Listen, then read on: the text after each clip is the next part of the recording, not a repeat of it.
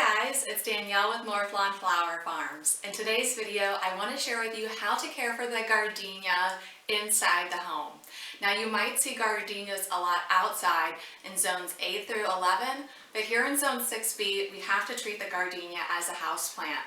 And unfortunately, it's really known as a finicky houseplant that's hard to care for. It does suffer from a lot of pests and diseases, and people often call in and say they have bud drop, yellowing of leaves, browning of leaves, death all of a sudden to their plant. So I want to share with you tips on how to have success with the gardenia inside the home.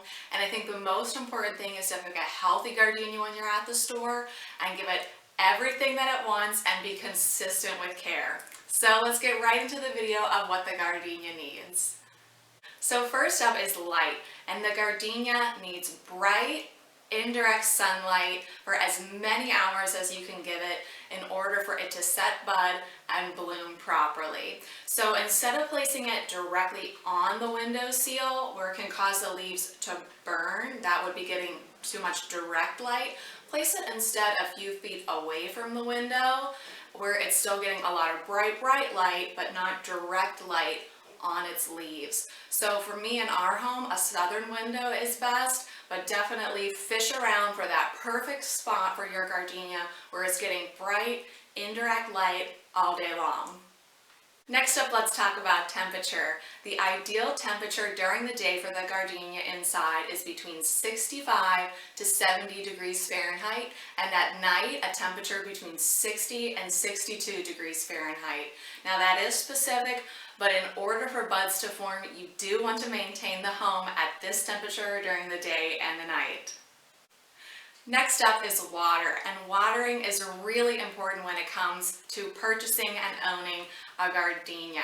So the gardenia wants to be kept evenly moist, but not soggy. So when you purchase your gardenia, make sure it has adequate drainage holes, and when you water it, I keep all of my plants in their decorative pots and then in their nursery cans.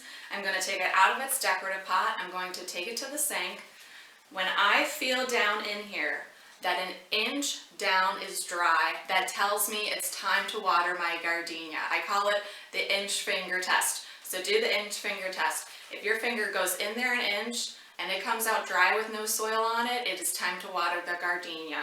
So water it thoroughly, let any water drain out, and when there's no water remaining down here, set it back down into its decorative pot, because we never ever want it to sit in water in a decorative pot or even in a saucer. Rot's going to set in, and you're going to see what will happen when rot set into our gardenia is the interior leaves will start to brown and fall off, and that's how you know you have an overwatering issue and a root rot issue.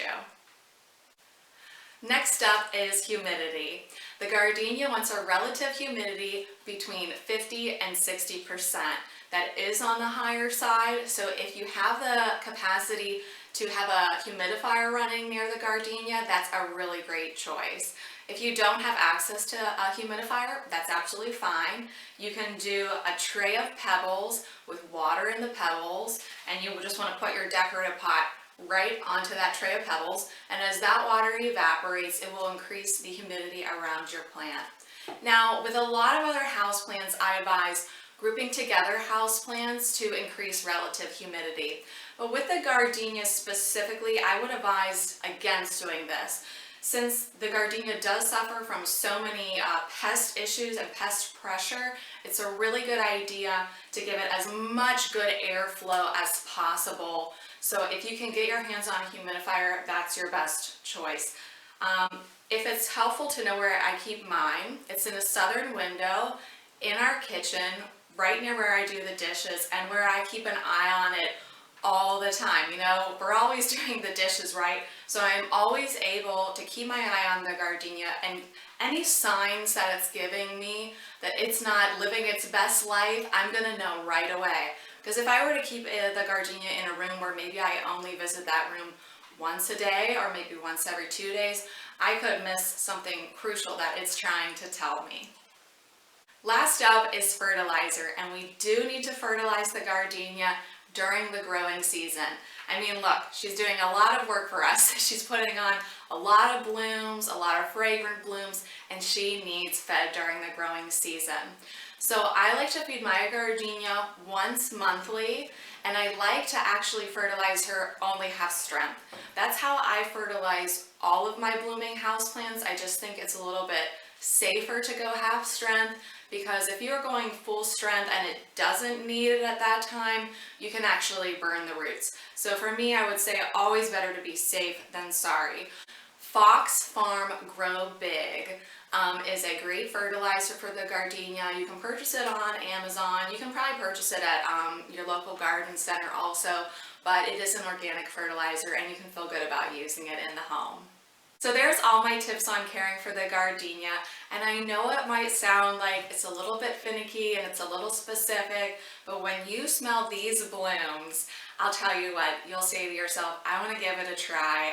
I want to see if I can make it work. And you know what? Even if you kill one or two over the years, just try it again. And just one other thing that I want to touch on is to make sure when you're at the nursery or you're at a big box store like Lowe's or the Home Depot, to make sure and pick out a healthy plant and a pest-free plant right from the start. So I actually went and bought a new one specifically so that I could go through the whole process again. So when I went there, all these plants are packed in at Lowe's, super, super close together. They're not getting any airflow. If there's even, a small amount of pests in that truck, we're in for serious trouble right from the get-go. So looking at the top of my plant, I want to observe if there's any chlorosis on the leaves, which would be an iron deficiency right from the get-go. So I want to see really nice dark green leaves. If I see yellowing of the leaves, but the veins are still green, that tells me there's an iron deficiency in that plant. Skip it. Pick the healthiest plant that you can. Next up, really important to check the underside of the leaves. This is where all of those pests are going to live at. And the gardenia is susceptible to spider mites, mealybugs, scale, aphids, thrips. Unfortunately, the list does go on and on. So really take your time and inspect the plant thoroughly. If you can see any of those pests on it, don't purchase that plant and bring it home. It's going to be a losing battle unless you're constantly spraying it with neem oil. And honestly, who wants to be doing that? We want to be enjoying the glorious blooms. Sometimes spider mites are really hard to see on a plant, especially, if the store isn't lit very well. So what I like to do is to just bring a clean piece of white paper with me. So I'll have that piece of white paper here, and I'll take the plant that, I think I'm going to buy, and I'll shake it over the piece of white paper really, really good. Then I'm going to close that piece of white paper in half, smash it together. And if when I open the piece of white paper, I see red on it, it's blood from the spider mites. So that tells me that plant has spider mites. So that's the way that you can see spider mites even in a dimly lit environment. Things like mealybugs, you'll be able to see them. They look like white little cotton specks, on the base of your plant. If you see any webbing, if you see anything flying around, just go ahead and avoid that issue. Because even something like if you see a little bit of chlorosis on the leaves, you probably can fix that, by fertilizing it on, the appropriate schedule. But if you have a serious pest issue and you bring that into your home, it's just going to be so sad for all of us. So make sure to pick a healthy plant. And lastly, if you are purchasing a plant in the dead of winter, like I was here in Zone 6B, it's February, it's about 28 degrees outside today, I need to protect this plant while I transport it from the store to my car. And it might seem like, well, that might only take you 45 seconds to walk from the store to your car, but trust me, you need to protect this plant that's normally, not grown outside in these harsh cold temperatures. So I just ask for the bigger bags, and I'm going to put one bag over it this way, and I'm going to put one bag over the top, and then I'm going to tie it all together, and I'm going to go full crazy plant lady on everybody. And hopefully I have a big coat on, so I'm going to open my coat up, and I'm actually going to kind of hug my plant as I walk to the car. And that might sound extreme, but if I didn't do that and I just, willy-nilly took the plant out like this to my car and I was parked far away, what's going to happen definitely is bud drop, and you might give it such a cold shock that you're going to set it back so far that honestly it might be a throwaway plant after its first bloom. And we don't want that. We want to be able to enjoy this plant for years and years to come. And I promise you, you can.